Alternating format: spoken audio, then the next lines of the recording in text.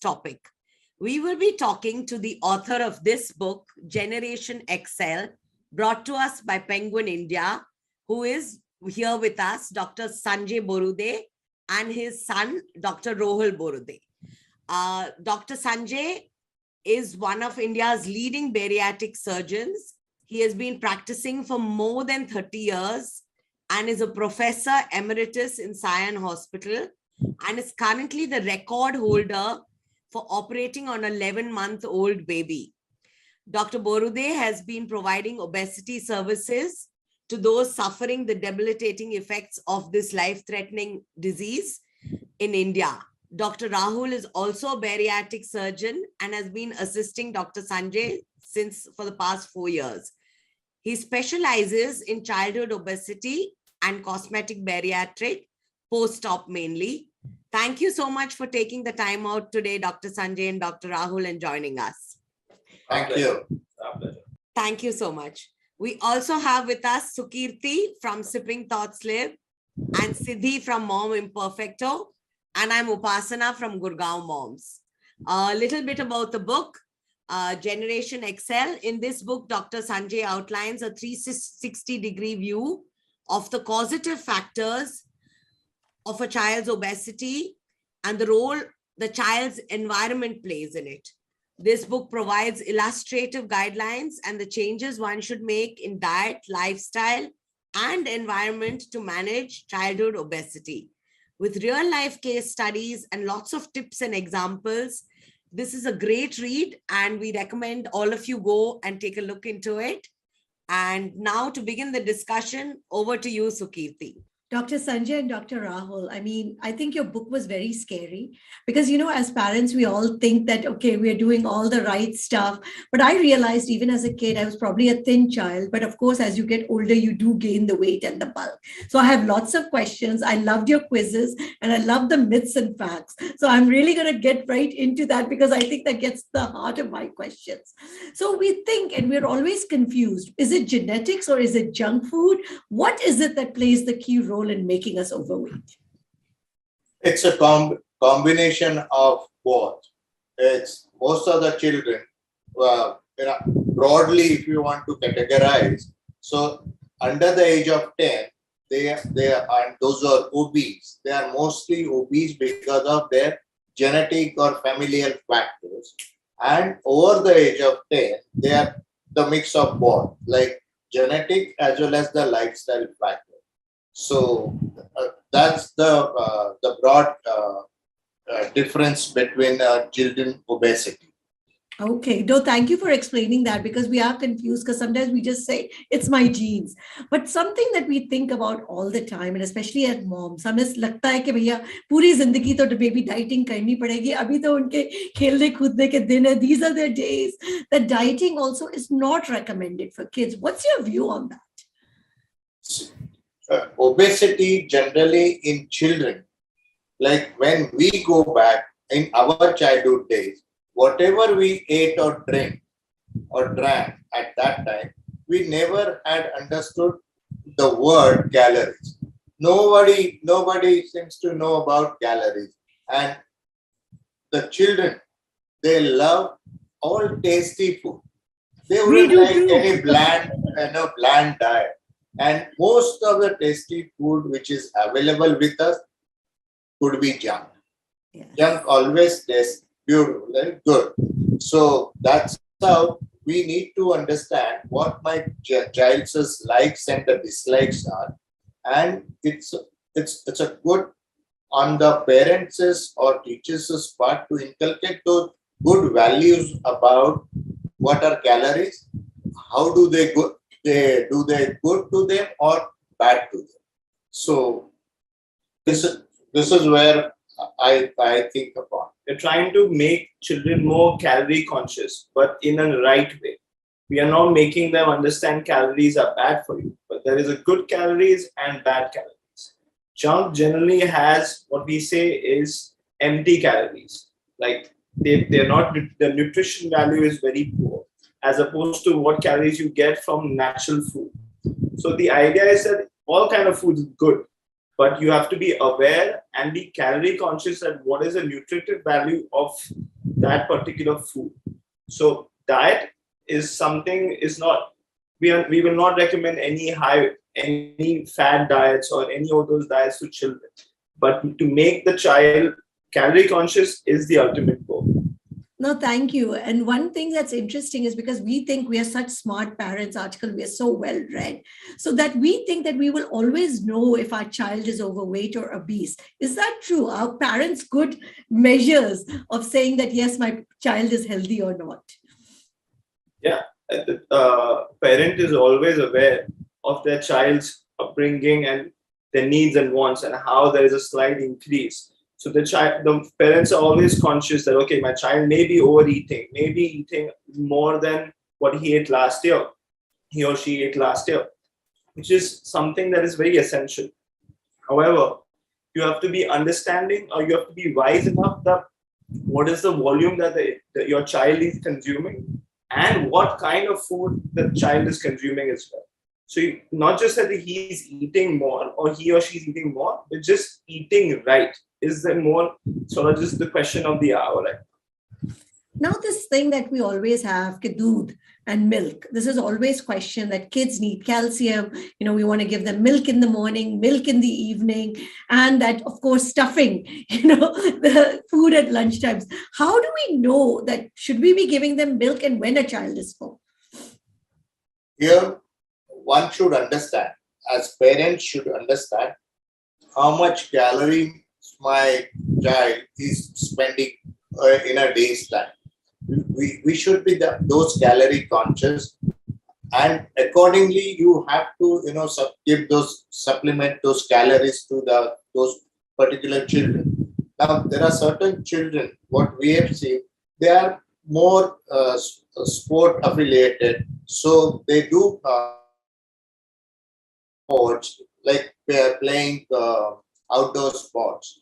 Some children are they play sports but while sitting, like you take this as cards or you take it as so it's basically about the child's needs and wants, right? Yes. If a child is more physical active, he or she partakes in more of outdoor games rather than indoor games, or for the matter lead a more sort of just more active.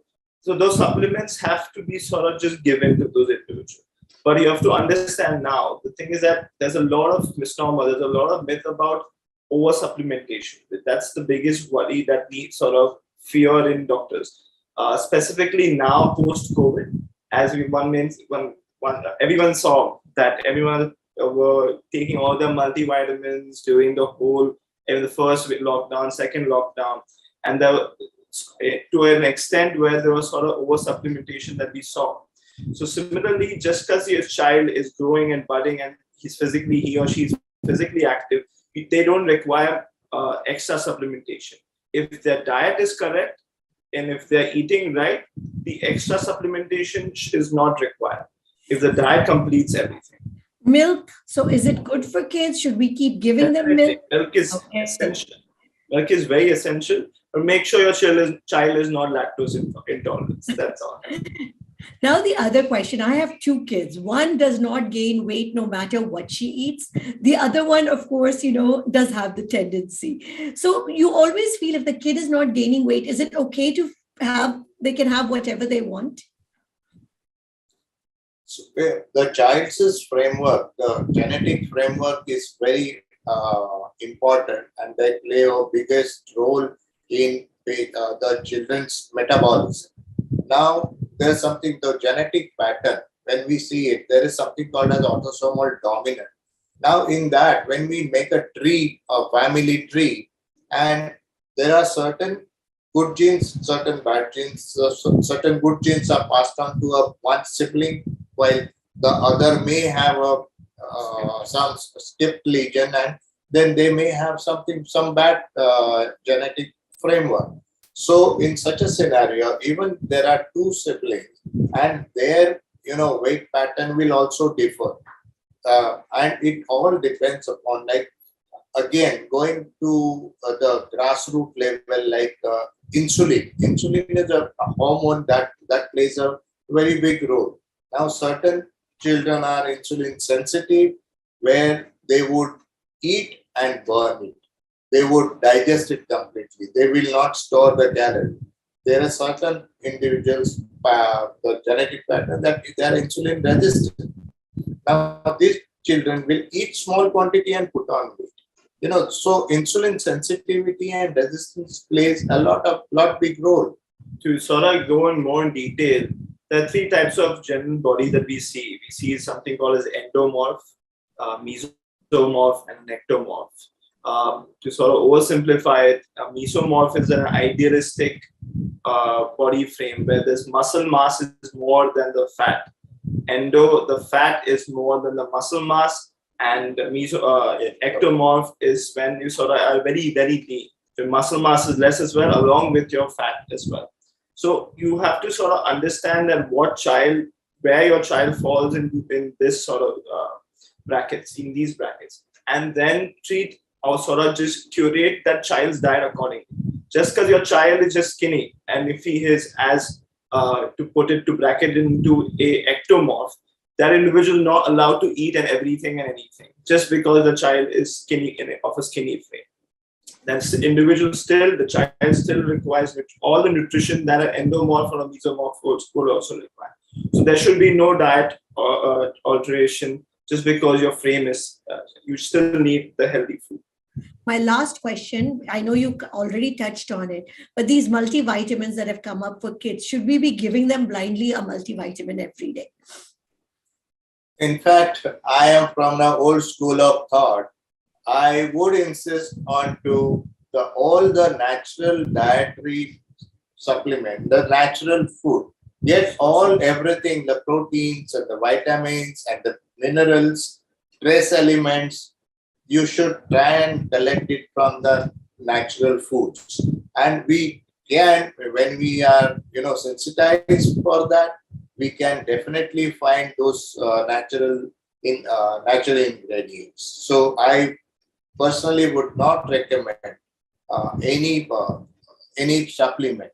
In fact, a lot other times the parents had approached my child plays too strenuous exercises and those outdoor sports. Of course, there, to their requirement, we have to understand, make all the investigation, and then if need be, you can give some supplement. I think the role of supplementation only comes when you're nutritional deficit. If you're nutritional deficit and you need extra supplementation because your diet sort of does not cover that gap, that's when the role of supplementation comes. I don't think that supplementation is a staple treatment for every and any kid, because like I said, if the individual gets all of the nutrients from natural sources, which is all your regular food that is cooked at home, there's no need of it. There's no role for supplementation. Well, thank you both for clearing up at least my major myths. I'm going to turn it over to Upasna. Thank you. Great talk. Thank you. Thank you, Sukirti. So Dr. Sanjay and Dr. Rahul, this book touched a few raw nerves for me. I was always overweight and shunned for it. But later on in life, I realized that it's high time I accept the same and be positive about my body the way it is. I'm very wary of the food I eat, and the same goes for my children. And I've grappled with the body image issues since forever. So how, as moms, can we instill this all bodies are good bodies mantra in our children? Yeah, I think the way to tackle this sort of issue now, I mean, we are facing this every day in, day out, right? Body image is a big factor. And it's sort of, that's why we, in our line of work, we say obesity is the mother of diseases. Not just it gives birth to diabetes, thyroid, PCO, but just mental health as well. It affects your mental health as well. We've all struggled with body image, and everyone is sort of addressing it now, rightfully. But what we have done and what we sort of address to is, we never address the body issue always, because our goal is to sort of make our patients and make our individuals lead a healthier lifestyle. yes, body image is a factor, and we have to address it, and we do. But our goal is to sort of make our patients feel healthier. The idea is not to make them size skinny, is to make them healthier. Along with the fat loss, we want them to build muscle. So how we sort of counsel our children and their parents is that look at a healthier lifestyle as opposed to a body image conscious lifestyle. If you lead healthy, an individual, like a child, can be 70 kilos, but he or she could be 50 kilos of muscle, which is great, as opposed to them being overweight in their age bracket. It's just the idea is to lead a healthy lifestyle. If that individual can run 5 kilometers, 3 kilometers, climb up 3 flights of stairs without a breath loss, I think that's good. So idea is to sort of make them lead a healthier lifestyle as opposed to be conscious about their body. But still, we always promote that everyone should be comfortable in their size, and just the idea is to just lead a healthy lifestyle. Thank you, Dr. Rahul. So, doctor, in my opinion, social media has worsened this issue of a positive body image because it projects the perfect body, which is actually, airbrushed and painted and photoshopped, etc. So what's your take on this? See, according to we all doctors, I'm not saying me myself, but all the doctors, we try to put it what is idealism and what is reality. So with this, once the parents and the society starts understanding where our child should be. So the whatever impact of social media, many a time it so happens just for the marketing gimmick, they try and promote those marketing different marketing ideas to promote the wrong foods which are available on the OTC as OTC over the counter available. So once the person and the parent starts understanding that my child needs really this and not some I think you'll find a fine balance between idealism and realism, right? For the parent and for the child itself, right? For as a child now, since social media is filled with everyone with washboard abs, big muscles, and everything that so you have to find, like I said, a fine line, because if no one can be idealistically upright, like up to the mark. So you have to be realistic with yourself as well, that to have those, you have to lead a very strict lifestyle, which sort of just comes at a price as well. And then that gives you false sort of aspirations and sort of may lead you down a path which is not mentally right, or for the matter, realistically appropriate. So you have to understand, for an individual who should be at the age of, with him at the age of particular should be 70 kilograms. If that individual is 75, that's okay. If he's healthy, that's the ultimate goal. So a fine balance between idealism and realism that's what we sort of just addressing. Thank you so much. On the topic of social media, there's also these aspects that says accept your body and thank your body for what it is, like as it is. So what would you say to that? That is okay as per, because we should not have that OCD of a certain particular thing like obsession. So so long you are not suffering from that particular weight OCD or body shaming or that part, it has to, whenever we counsel a family like a obese child with the parents, so we counsel that way that there should not be body shaming. If you should be happy whatever the body that you have, but try to improve. Just don't let go. If we will never address a child with no, this is not good. Now you need to improve. We always encourage the psyche of that particular child as well as the family because many a times what we see, children follow the parents more or less, or their peers. So that obesogenic environment, you know what I mean? That obesity, if the parents are not worried about their own self, their own weight, then they will definitely pass on to their child. So so that obesogenic environment, that we take it away, and so the child will become more and more healthier. They have a right approach, they have a right outlook to them. You have to accept what you are and what your limitations and what your potential is also.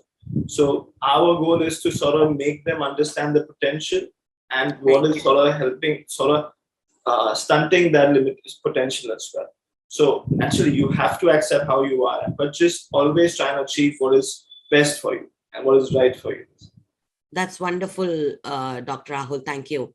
Doctor, there's also a fine line between body acceptance and body abuse. So how do we, again, as moms, ensure that children know that they are, whether they're abusing or accepting their bodies? Yeah. So you have to understand your child's psyche as well, right? It is to understand what is their ultimate goal. So if a child comes to you or as a parent, you have to have a proper sit-down conversation with them and just make them understand what is a healthy lifestyle. Right. Now, healthy lifestyle, an individual can claim that, oh, I want to climb up a big hill, I want to go on a trek. But at the same time, that individual, if I can run one kilometer, I am healthy. So understand that you have to have moderation in everything. So just because you want to lead a healthy lifestyle, you don't have to cut out every food possible. Like there's a big misnomer about how carbs are not good. Carbs are essential. Carbs are very much important. But the abuse of carb is sort of just overlooked in this. So similarly, you have to understand that there is moderation in everything. Extremes of everything is not good for us. Similarly, for a child, you have to have, if you tell a child that, oh, you have to skip your desserts, it's unheard of. Child will never skip this dessert. So make the child understand that you definitely need to have your desserts, but not abuse it. So, but you need to eat your greens before you have your dessert. So there's again moderation between abuse and what is realistic as well. Here, I would like to make a point again. Whenever a child indulges into, say, junk or high cal stuff, they have to earn them. Yes. Earning in such a way that they have to spend the calories before they would get into the high calories, the perks or those treats. Because children, according to our science, the children spend their out of 24 hours, about 8 hours with the parents, 8 hours with the teachers. And the rest of the 8 hours, either they sleep or they play around in the society. Right. So they are influenced with either with their parents or their teachers or their school peers. So these are the ones they should be sensitized to what are calories and how it should be controlled. Say, earn it to burn it, or burn it to earn it. Either way, that's the mantra. That's a good line, earn it to burn it. I like that, Dr. Rahul. Very nice line. So, Doctor, I have a small mini game based on this book. And so it's like a little rapid fire. I'll just ask you and both of you can answer. So the first one is 3 foods you can sneak vegetables into. What would you say they are? 3 foods that you can sneak vegetables into, like disguise vegetables into. For me, what my mom did was soups. Soup is the greatest form of vegetable that you can sneak into. Make the soup tastier, but the whole soup is nutritive value of a good vegetable. So soup is excellent. Now I would say what my mom does with my nieces and nephews is dumplings now. Everyone loves them. Okay, nice. The dumpling, right? So if you stuff the dumpling with nice stuffing vegetables, excellent. And the other thing is puree spread. So a lot of So the other thing that I am fascinated about now, I growing up as a child would hate pumpkin, never understood what pumpkin was used for, and just detested the whole thing. But I'm a big fan of pumpkin puree now, and as a spread, excellent. So these are yeah, lovely. So if you spice it down, if you do it flavorfully, it's excellent. So these are the few tricks that I've learned from my household, which is a great sort of secretive way to put some vegetables in. Moms are experts at this, Dr. Rahul. Yeah. But I'm going to try this pumpkin puree. I've never tried it. I've tried it in muffins and in pasta, but never in as a spread. Okay, how about 3 exercises you can do with your child for moms? What lately, and especially in the Corona time, what I have found out of for these exercises was YouTube. YouTube has plenty of trainers. They train you and your children along with them. So it's an audio visual training program, and that every child loves. And the guys there what demonstrating themselves, and they have beautiful physique, the body, and that also motivates a lot of children. It's very good interactive sort of thing. You get your whole family involved as well. Yes, that is a big essential as well, I feel. It's just not to have such kind of exercises or sort of games just not with one pertaining child. It should be done with the whole family, because that basically motivates everyone. Like I said, we have to eradicate that obesogenic environment, right? No child is fat alone. That's our biggest line in the book, right? So if you get the whole family involved, I think you're covering everything. That's wonderful, doctor. How about some 3 sugar-free desserts that you can recommend? I would put it to him. Our children better not see this video with you saying that. See, like I said, sugar-free desserts are nice, but you have to understand that just because they're sugar-free, they're not. You should not lean on it. There should not be dependency on it, right? You should have your sugar diet. You should have your chocolates. You should have your sugar-free as well, but in moderation. In moderation. So, because what happens invariably, if you tell a child, okay, no, you can't have this because it has sugar, then they sort of start abusing the sugar-free side. You know how commonly what we do is we eat a lot of dark chocolate as opposed to milk chocolate, because dark chocolate has less calories. Then you sort of just build up a routine, then you just end up eating dark chocolate. Yes, you're choosing a healthier option, but I would say moderation of both would be an ideal way to go about it. Because you need sugar. As a child, you need sugar, but in moderation. The abuse is the sort of the concern. If you be very, very strict with them at home, maybe they might just go outside. So, I was just going to say that they're going to go out and eat 3 ice creams instead of 1. That's what we commonly see, right? Because you have, like I said, the 3 most important environments. It's your school, home, and your community, where your child basically socializes, right? So if you sort of block out 2 of them, the child invariably seeks it out in the third or in the other 2. So you have to make sure that it is all sort of covered. But you can't control all 3 environments, right?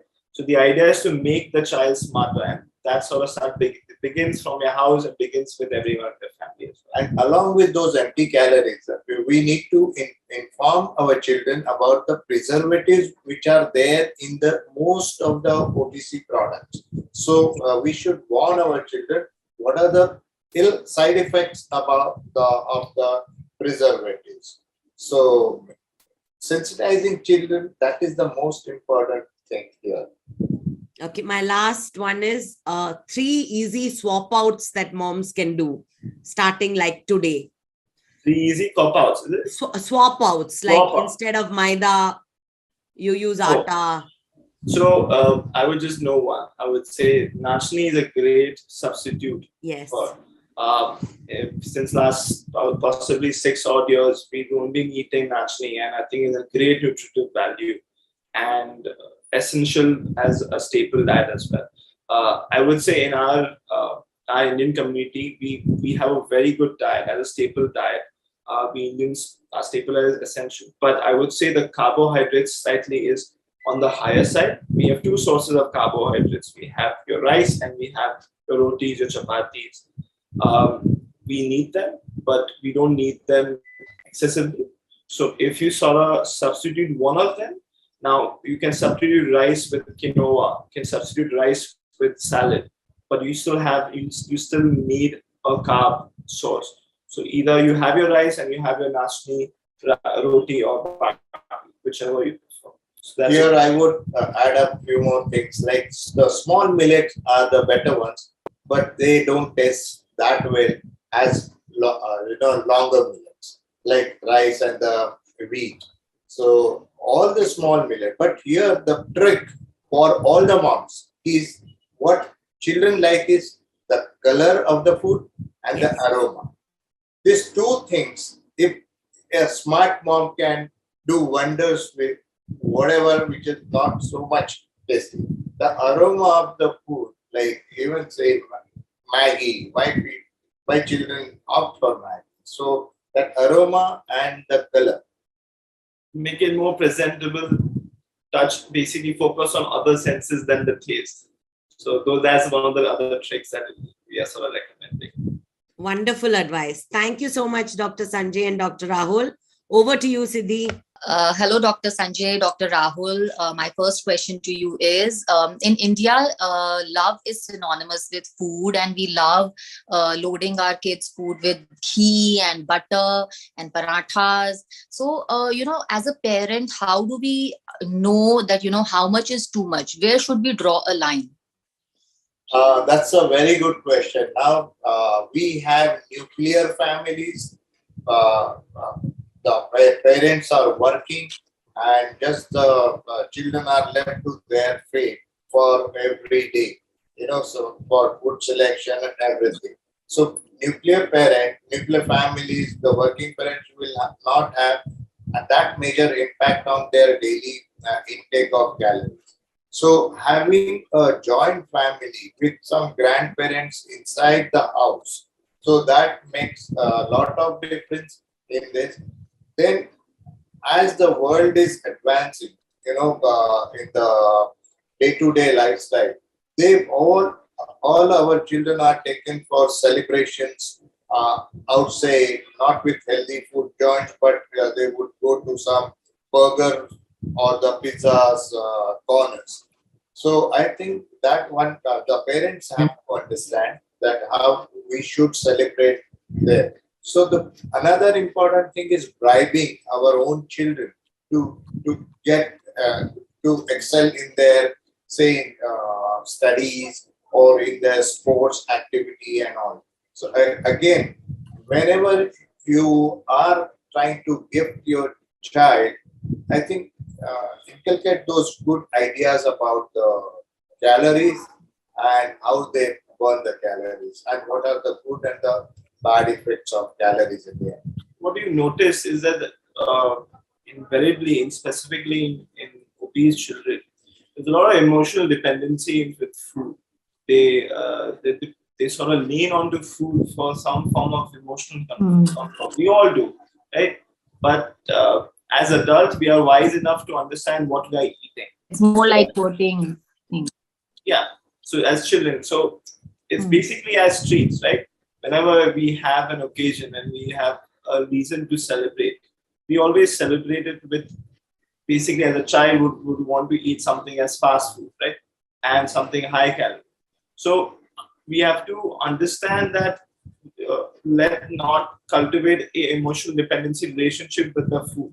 So the child does not always go and lean onto that food every single time they need some emotional comforting. So that's the idea. So the abuse is the concern there. So make sure that when your child is sort of just offered, or he or she leans on to these kind of fast food, is to have the right approach to it. Like, this is a celebratory, and this is not something that you sort of do it on an everyday basis. With a child, like I said, would want to eat this on a daily basis, but you have to sort of cultivate the right outlook towards it.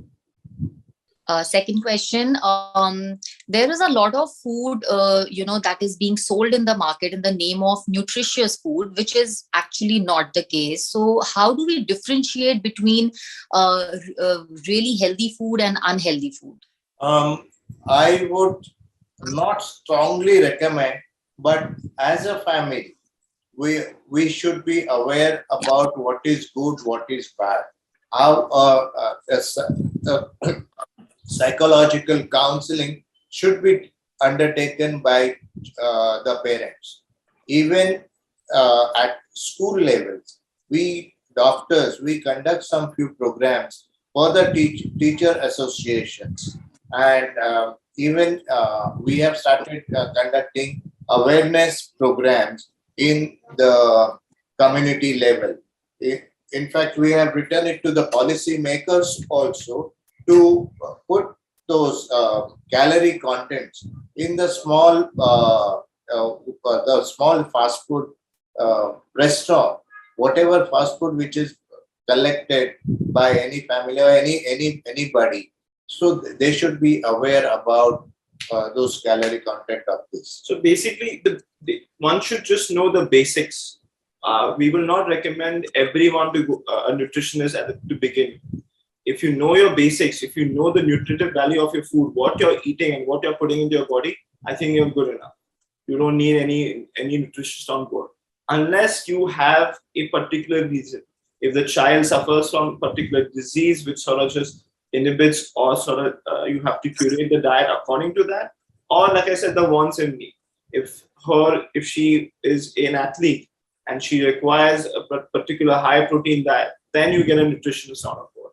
But I think bottom line is, if you just understand what you're putting, just know the basics of what food you're eating, be calorie conscious, I think you don't need a nutritionist. That's it.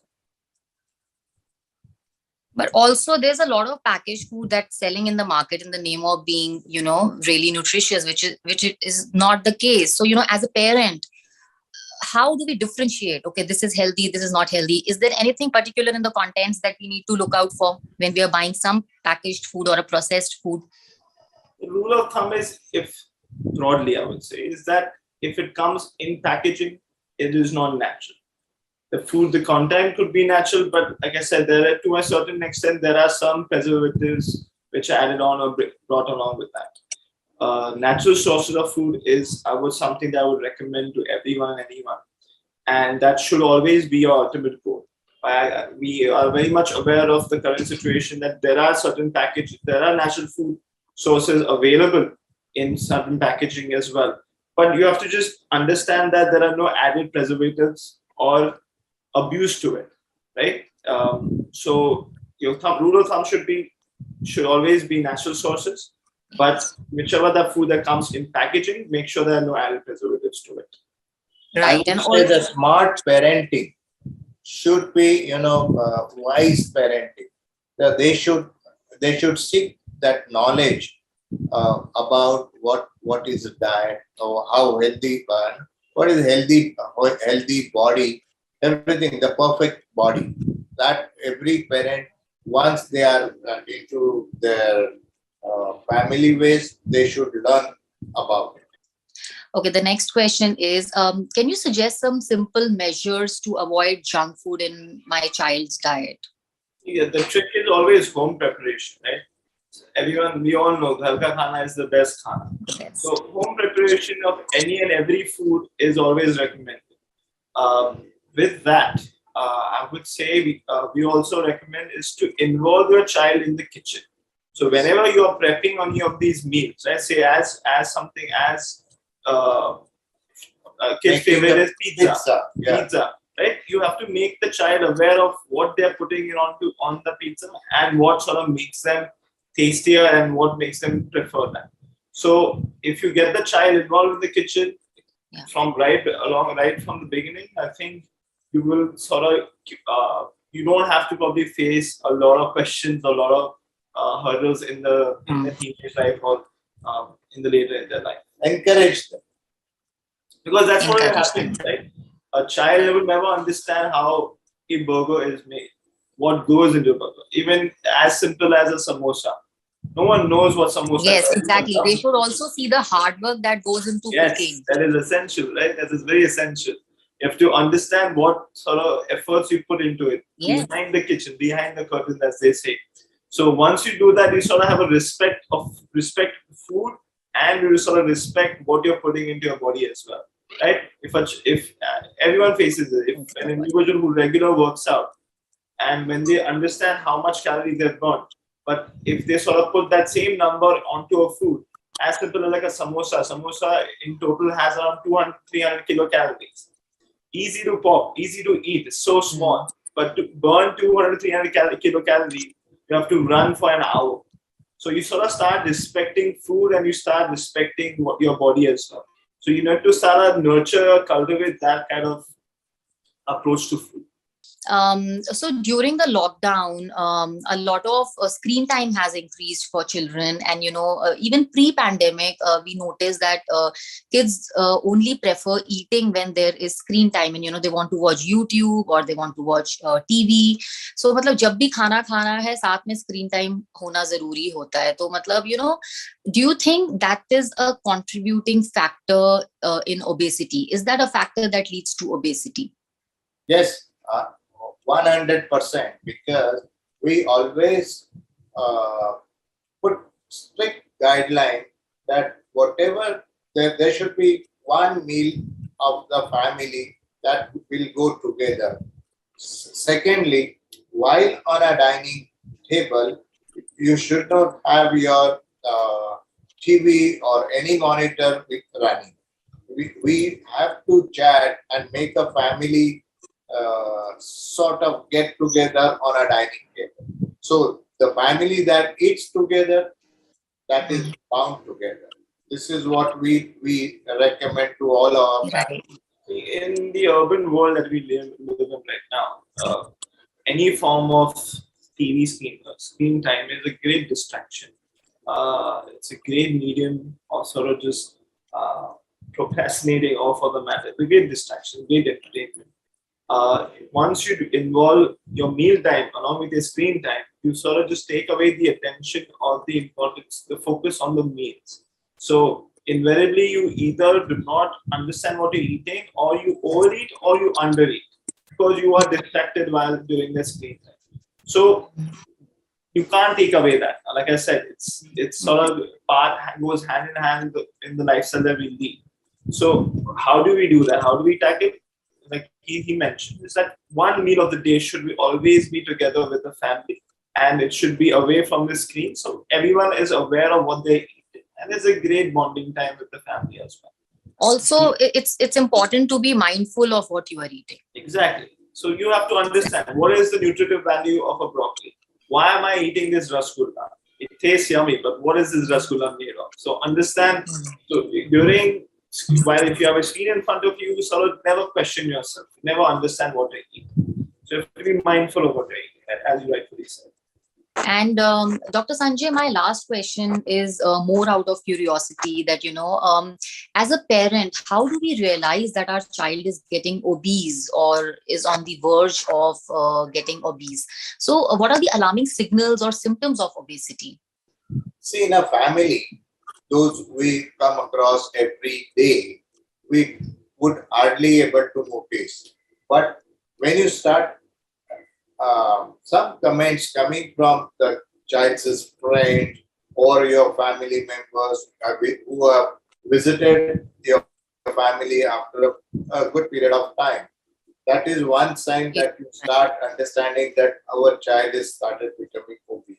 Secondly, obviously, when you start seeing the sluggish, slower movements of your own child, more resting in the bed, hardly mixing up with their peers, hardly participating in outdoor sports. These are all signs of your child's ill health going towards obesity, or because of obesity experiencing ill health. You will see there's a behavioral change of sorts. You will naturally, as a mother, as a father, you will see the volume of the food has increased, and the outlook as well.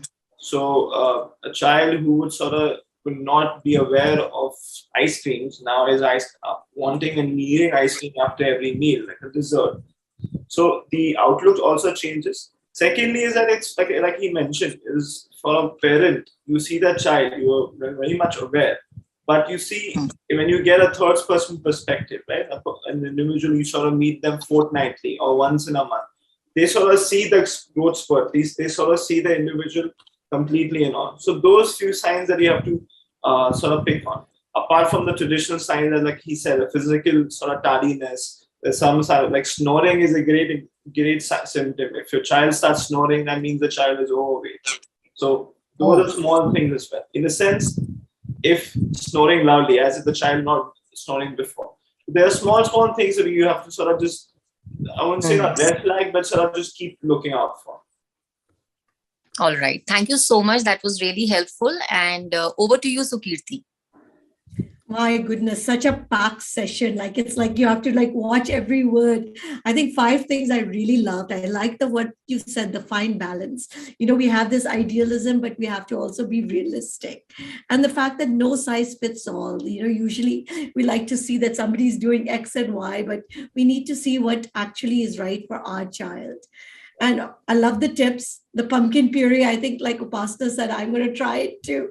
So this one is really going on, and especially the millets, because I think that's becoming very, very big. And it's a good reminder to us that maybe we introduce our kids to it. And I love this fact because this is something I did not think about, because, you know, we teach our kids about so many things, but we don't tell them about what is a calorie and how to burn calories and the good and the bad. And I think that's really, really smart, because as we're teaching them other things, this is very good, and involving them in the cooking and what is behind the scenes, and look how much fat is in this, how much whatever. And if you eat this, you're going to have to run 30 minutes. I think they're going to get it also very, very quickly. So thank you. I think it was amazing. For parents, we need to definitely seek knowledge. This book is fantastic. Please do grab a copy of Generation XL. I mean, I think we loved it. It was an eye-opener. And thank you, Dr. Sanjay and Dr. Rahul, for bringing this book out. Very, very needed. Thank you. Thank you. Thank you for hosting us. Thank you for having us here.